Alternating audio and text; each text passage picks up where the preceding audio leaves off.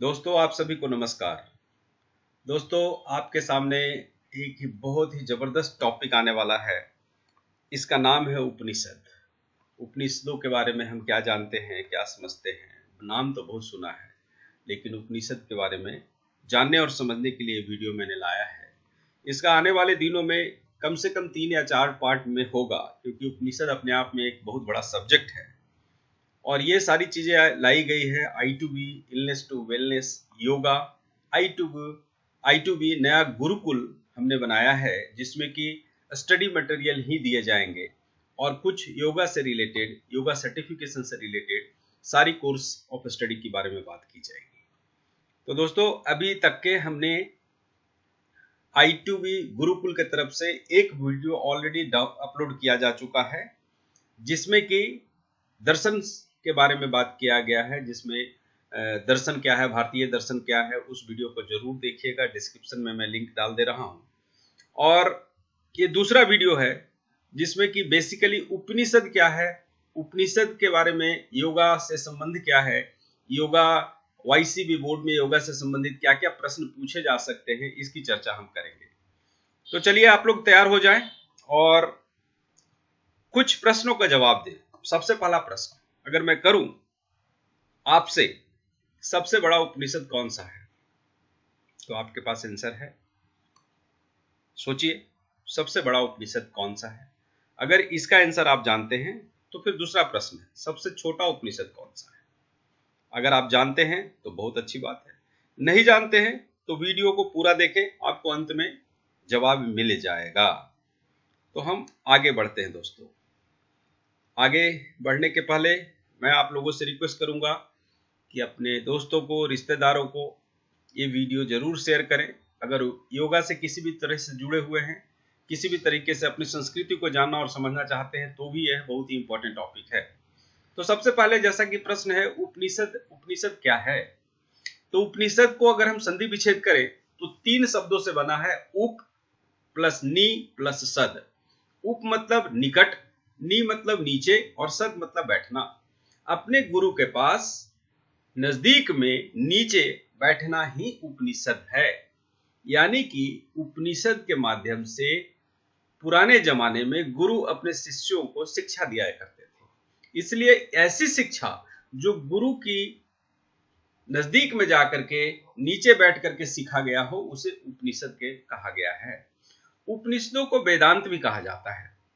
इसका अर्थ है कि वेदों का अंत। जैसे हमारे 4 वेद हैं, उन चारों वेदों का सार तत्व उपनिषद के अंदर में डाला गया है, क्योंकि वेदों को समझना बहुत ही कठिन है, हर व्यक्ति नहीं समझ सकता है।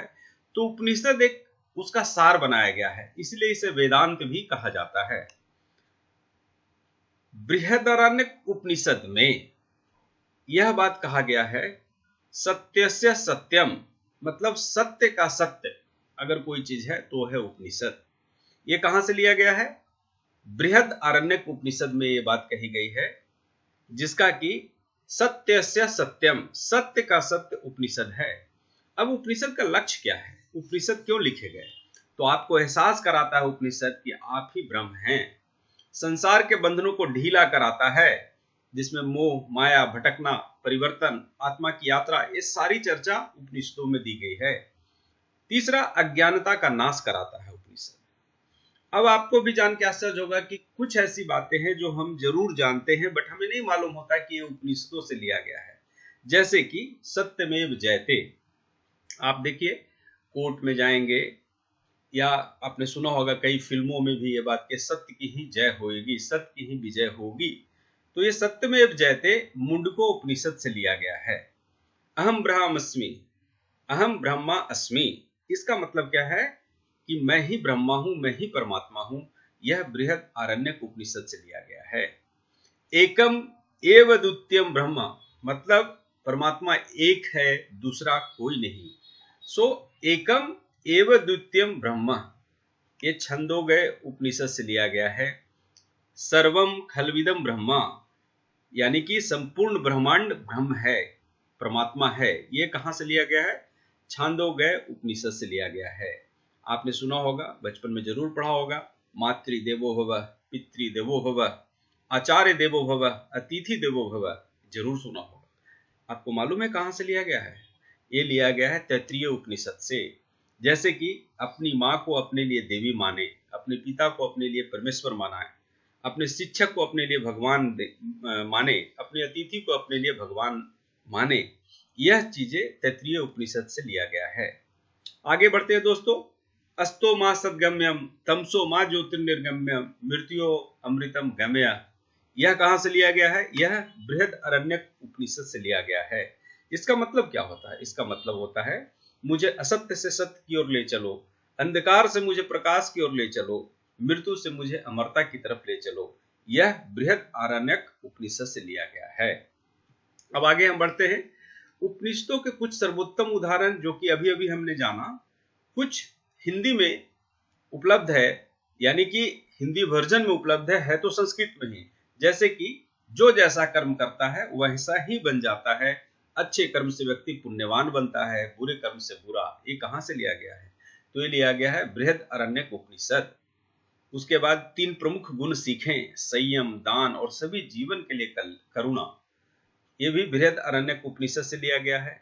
सीमा में कोई आनंद नहीं, केवल अनंत में ही आनंद है, छांदोग्य उपनिषद से लिया गया है। बुद्धिमान मनुष्य सभी प्राणियों को स्वयं में और स्वयं को सभी प्राणियों में देखता है, इसी कारण वह किसी से घृणा नहीं करता, यह ईसा उपनिषद से लिया गया है।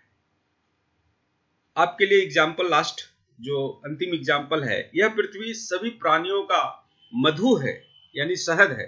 यह पृथ्वी सभी प्राणियों का मधु है और सभी प्राणी इस पृथ्वी के मधु हैं, यह कहा गया है बृहदारण्यक उपनिषद से।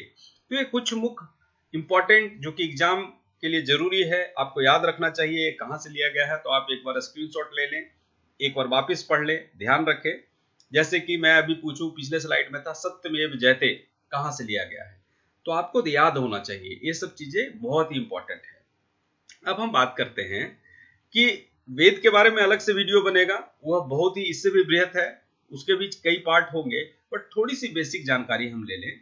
प्रत्येक वेद को 4 प्रकार के ग्रंथों में विभाजित किया जाता है। जैसे कि 4 वेद हैं, चारों को 4 पार्ट में डिवाइडेड किया गया। जैसे पहला होता है संहिता, दूसरा होता है आरण्यक, तीसरा होता है ब्राह्मण और चौथा होता है उपनिषद। यानी कि किस उपनिषद जो है वेद का ही एक पार्ट है। अब हम संहिता और ब्राह्मण को कर्मकांड के अंतर्गत आते हैं। संहिता और आरण्यक में जितने भी पूजा पाठ की विधि है, हवन की विधि है, वह है संहिता और ब्राह्मण में। आरण्यक में उपासना कांड है, मतलब पूजा कैसे की जाती है। उपनिषद में ज्ञान कांड है, एकदम शुद्ध ज्ञान, इसलिए उपनिषद को वेदांत कहा गया है। इसमें कर्म कांड की चर्चा नहीं की गई है, शुद्ध अध्यात्म की बात की गई है, इसलिए उपनिषद में ज्ञान कांड की चर्चा की गई है। वैसे तो दोस्तों 200 से अधिक उपनिषद ज्ञात हैं, जिनमें से प्रथम 12 सबसे पुराने और महत्वपूर्ण है। मुख्य उपनिषद मुक्तिकोपनिषद एक उपनिषद ही है जिसने चर्चा किया गया है कि 108 उपनिषद है, बट उपनिषदों को कोई निश्चित सूची अभी तक नहीं है। मुक्तिकोपनिषद के द्वारा 108 उपनिषद की सूची के अलावा नई उपनिषद की रचना की खोज निरंतर जारी है। पंडित जेके शास्त्री द्वारा उपनिषदों के एक संग्रह जिसका नाम उपनिषद संग्रह में है, उसमें 188 उपनिषदों का वर्णन मिलता है। यानी कि अगर आपसे प्रश्न आए तो उपनिषदों की संख्या कितनी है, चॉइस अगर उसमें 108 है तो 108 आप आंसर करें। अगर 200 या 188 है, 108 नहीं है, तो आप 200 की आंसर करें।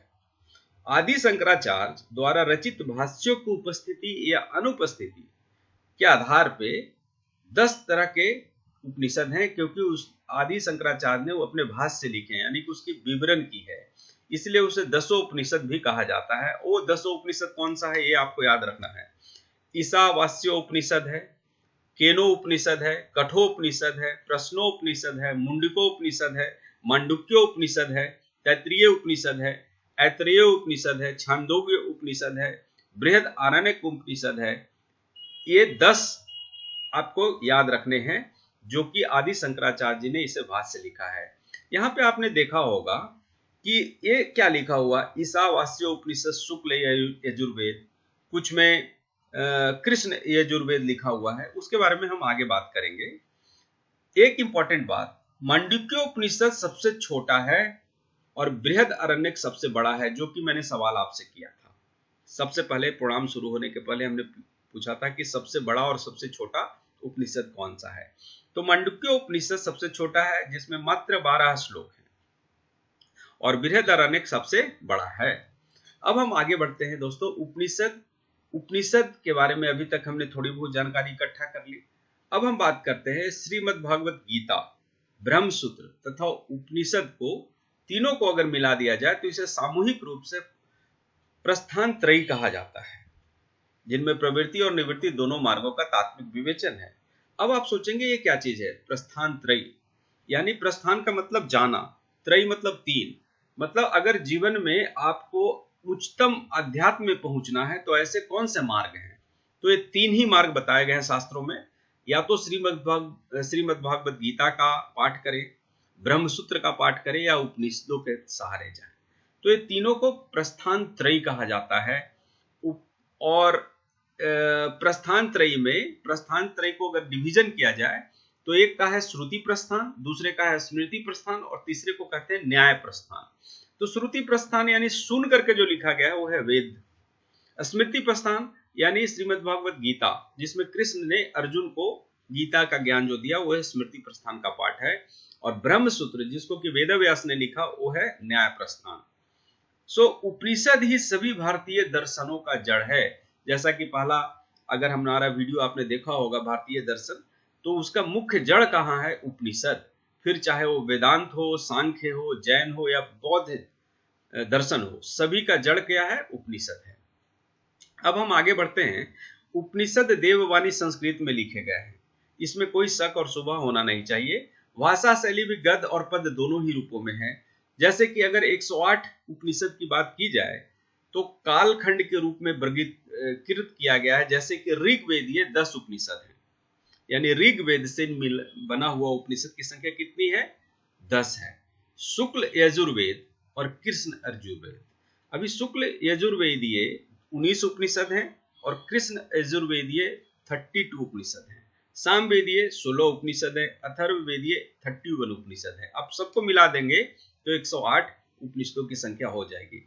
अब यहाँ पे सवाल आपको उठता है कि शुक्ल और कृष्ण नाम क्यों दिया गया यजुर्वेद में? तो यजुर्वेद में शुक्ल उनको कहा गया जो एग्जैक्टली सेम टू सेम मंत्रों के बारे में लिखा गया है। कृष्ण में थोड़ी मिक्स है, इसलिए उसका नाम कृष्ण यजुर्वेदीय दिया गया है। अब हम आगे बात करते हैं दोस्तों। फिर से एक बार सत्यमेव जयते जैसे कि मुंडक उपनिषद से लिया गया है और आदि शंकराचार्य ने 10 उपनिषदों पे अपनी भाष्य लिखी है, इसलिए उसे 10 उपनिषद भी कहा जाता है। अब उपनिषदों की विषय वस्तु क्या है?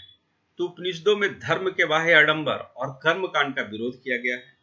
ब्रह्मा, आत्मा और सत्य का विवेचन उपनिषदों में है और इन्हें समझने के लिए, ब्रह्म ज्ञान प्राप्त करने के लिए क्या करना होगा? चिंतन, मनन और तप। ये तीन ही मार्ग हैं, चिंतन, मनन और तप। ये बहुत विस्तृत है। कैसे चिंतन? तो आज जो आज हमको आपको बताया जा रहा है इसके बारे में सोचें। मनन मतलब बार बार प्रैक्टिस करें और तप मतलब उसको तपाना है, अपने शरीर को तपाना है इस चीज को जानने के लिए। तब जाकर के आप ब्रह्मा, आत्मा और सत्य का विवेचना कर सकते हैं। उपनिषद को वेदांत भी कहा जाता है, यानी कि वेदों का निष्कर्ष है। 13 ज्ञात उपनिषदों की रचना 5वीं शताब्दी के मध्य से 2री शताब्दी ईसा पूर्व तक की गई थी। इनमें से पहले 5 बृहद अरण्यक, छंदोगय, तैत्तिरीय, ऐतरेय और कौशिकी की रचना गद्य में है और मध्य 5 जैसे केन, कथा, ईशा, श्वेताश्वतर और मुंडक की रचना मुख्य रूप से पद्य में हुई है। अंतिम 3 जैसे प्रश्ना, मांडुक और मैत्री की रचना गद्य में की गई है। तो ये थोड़ी सी इंफॉर्मेशन आपको दी जा रही है जिसको कि आप एग्जाम पॉइंट ऑफ व्यू से ध्यान में रखें। प्रश्न आए तो आप यहाँ पे सही जवाब दें। अब हम लास्ट स्लाइड की तरफ बढ़ रहे हैं। शुक्ल यजुर्वेद जैसा कि अभी बात किया और कृष्ण यजुर्वेद, ये दो क्यों है? तो शुक्ल यजुर्वेद में केवल मंत्र भाग है जैसा कि मैंने बताया, अर्थात इसमें मूल मंत्र होने के कारण ही इसे शुक्ल या शुद्ध वेद कहलाता है। कृष्ण यजुर्वेद में विनियोग, मंत्र आदि से मिश्रित होने के कारण मूल न होकर मिश्रित या कृष्ण यजुर्वेद कहलाता है। अब आपका जो प्रश्न सबसे पहले स्लाइड का था उसकी डिटेल विवरण यहाँ पे दिया गया है। सबसे बड़ा उपनिषद कौन सा है? तो बृहद अरण्यक उपनिषद। नाम ही है बृहद मतलब सबसे बड़ा। बृहद अरण्यक उपनिषद सबसे विशाल उपनिषद है। यह किसका पाठ है? शुक्ल यजुर्वेद से जुड़ा उपनिषद है। राइट। अरण्यक का मतलब घने जंगल में प्रतिपादित ज्ञान, इसलिए अरण्यक कहा गया है। इसमें 6 अध्याय हैं, 47 ब्राह्मण एवं प्रलंबित 435 पदों का शांति पाठ है। ठीक है। एक और बात, अस्तो मा सद्गम्यम यहीं से लिया गया है। आपने सुना होगा यह मंत्र, पूर्णमदः पूर्णमिदम्, ये भी इसी उपनिषद से लिया गया है। ठीक है। अब हम सबसे छोटा कौन सा है, इसके बाद मतलब कि बृहद आरण्यक के बाद छांदोग्य उपनिषद का दूसरा नंबर है, यानी पहला बृहद आरण्यक सबसे बड़ा, दूसरा छांदोग्य उपनिषद, ये भी एक इंपॉर्टेंट बनता है। और सबसे छोटा जैसे मैंने बोला मांडुक्य उपनिषद, मांडुक्य उपनिषद सबसे छोटा है। मांडुक्य उपनिषद में मात्र 12 मंत्र ही हैं, परंतु आत्मा परमात्मा का वर्णन संक्षिप्त किंतु सारगर्भित रूप से किया गया है मांडुक्य उपनिषद में। इसमें ओम के स्वरूप एवं महत्ता का वर्णन तथा चेतना के 4 अवस्था, क्या क्या, जागृत, स्वप्न, सुश्रुत तथा तूर्य का वर्णन मिलता है मांडुक्य उपनिषद में। धन्यवाद दोस्तों, आपको मेरा ये वीडियो देखने के लिए I2B गुरुकुल की तरफ से आप सभी को धन्यवाद। आप इसको लाइक और सब्सक्राइब करें, अपने दोस्तों परिवार को जरूर भेजें। और अगला सेशन मतलब कि उपनिषद के बारे में दूसरा पार्ट आने वाला है, फिर तीसरा, और फिर जो Y2B थर्ड लेवल पे जो 3 उपनिषद की चर्चा है उसको बृहत स्टडी हम करेंगे। थैंक यू और बने रहिए। Thank you.